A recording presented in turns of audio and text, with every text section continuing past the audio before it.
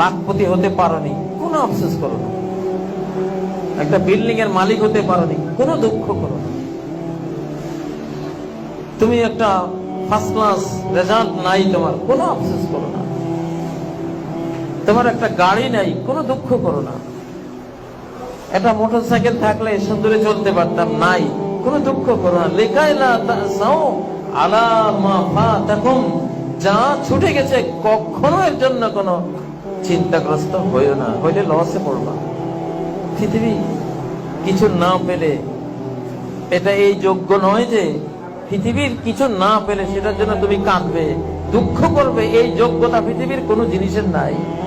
এত বড় মূল্য পৃথিবীর কোন জিনিসের নাই যে সেটা না পেলে তুমি দুঃখ করবে। তুমি এত বড় মানুষ, এত বড় মূল্যায়ন তোমার। আশরাফুল মাখলুকাত, কুল মাখলুকাতের চেয়ে তুমি এতটা বড় যে এই পৃথিবীর কিছু না পেলে তুমি একটু দুঃখ করবা। আল্লাহ বলতেছেন তোমার জন্য উচিত হয়, তুমি এর চেয়ে কত বড়। তুমি রিক্সা চালক হলেও মরলে 10 পৃথিবীর তুমি বাদশা, কমপক্ষে 10 পৃথিবী। সবার পরে যে জান্নাতে যাবে, সবার চেয়ে ছোট জান্নাতি যে, সেও 10 পৃথিবীর বাদশা। কি হারালে তুমি?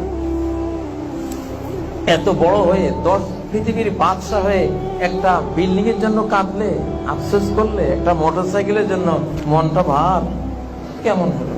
তোমার শানে এটা মানায় না। ওয়ালা তাফরাহু বিমা আতাকুম, পৃথিবীর কিছু পেলেও এর জন্য আনন্দিত হয়ে না। সারা পৃথিবীর বাদশা হলেও আনন্দের কিছু নেই। সারা পৃথিবীটা যদি মূল্যায়ন করা হয়, মূল্যায়ন করতে যদি দেয়া হয় ওই আল্লাহর কাছে, যিনি এই পৃথিবীর স্রষ্টা, পৃথিবীর কি মূল্য হতে পারে? পৃথিবীর এক একটা বালুকণা থেকে এক একটা সোনার পাহাড় পর্যন্ত যার সৃষ্টি, সে আল্লাহকে যদি মূল্যায়ন করতে দেয়া হয়, পৃথিবীর মূল্য কত আল্লাহ তাআলা আপনি জানেন। নবীজির মাধ্যমে আল্লাহ জানিয়েছেন একটা মশার ডানার সমানও নয়। মশার ডানার কোনো মূল্য আছে? কোনো মূল্য নাই। মুসলিমরা জাহাজের মতো পানির উপরেই চলে, কিন্তু ভেতরে পানিকে প্রবেশ করতে দেয় না। আমরা দুনিয়ার উপরে চলব, দুনিয়ার ব্যবসা বাণিজ্য, দুনিয়ার সকল পাওয়ার নিয়ে চলব, কিন্তু দুনিয়াটা অন্তরের ভেতরে ঢুকতে দেব না, মোহগ্রস্ত হব না, দুনিয়ার জন্য পাগল পারা হব না। আপনার মনো জগতে পৃথিবীটা নাথিং থাকবে, দেহের জগতে পৃথিবী আছে, থাকুক। সাগরের জাহাজের মতো সে পানির উপরে ভাসে, সাগর মহাসাগরের উপরে ভাসে, কিন্তু এক বিন্দু পানিও তার পাটাতন ভেদ করে, তার তলা ভেদ করে ভিতরে ঢোকার অনুমতি নাই।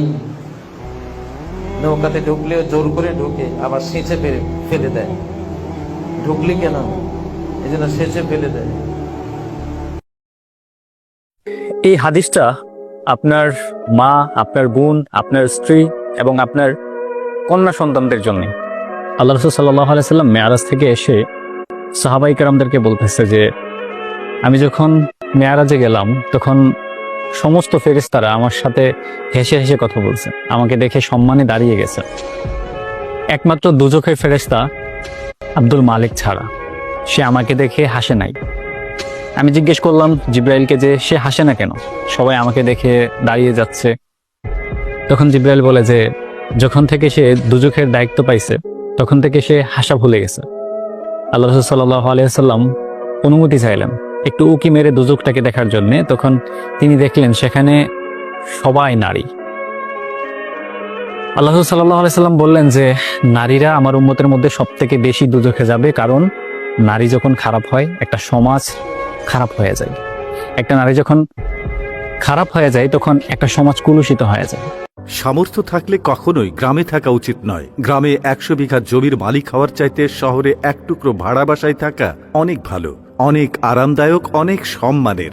গ্রামে স্থায়ীভাবে বসবাস করাটাকে কোন সূচকে এগিয়ে রাখা যায়? আসলে এখানে বেশিরভাগ মানুষ এতটাই টক্সিক যে তারা নিজেদের ব্যক্তিগত জীবনের চাইতে আপনার জীবন নিয়ে বেশি চিন্তিত। আপনার চুল বড় কেন, অনার্সে পড়া সত্ত্বেও মেয়ের বিয়ে দেয় না কেন, 25 বছর বয়সে আপনি বেকার কেন, আপনার কোনো ব্যাচমেট বা আপনার সমবয়সী কেউ যদি বিদেশে গিয়ে লাখ লাখ টাকা কামায় তাহলে আপনি এখনো পড়াশোনা করছেন কেন, এসব আজগুবি বিষয় নিয়ে তাদের অনেক টেনশন। গ্রামের সব থেকে বোকা মানুষটাও শহরের মানুষকে এক হাটে 3 বার বিক্রি করতে পারবে। সামান্য জমি জমা নিয়ে যে কূটনৈতিক খেলা চলে গ্রামের মুরব্বীদের মাথায়, তা আন্তর্জাতিক কূটনীতিকদের মাথায়ও খেলবে না। আপনি পুকুরে যত্ন সহকারে মাছ চাষ করবেন, একদিন ঘুম থেকে উঠে দেখবেন সব মাছ মরে ভেসে আছে। আপনি কিছু নতুন ফুল ফলের গাছ রোপণ করবেন, সকালে দেখবেন গাছের গোড়া থেকে ভেঙে রাখা হয়েছে। এমনকি আপনার বোনের কিংবা মেয়ের বিয়ে ঠিক করবেন, সহজ সরল কেউ একজন নিজে সিএনজি ভাড়া করে যে বরপক্ষের কাছে দুর্নাম করে বিয়ে ভেঙে দেবে। মাঝে মধ্যে তারা এমন কিছু বিষয় নিয়েও চিন্তিত হয় যেসব বিষয় নিয়ে আপনার ফ্যামিলি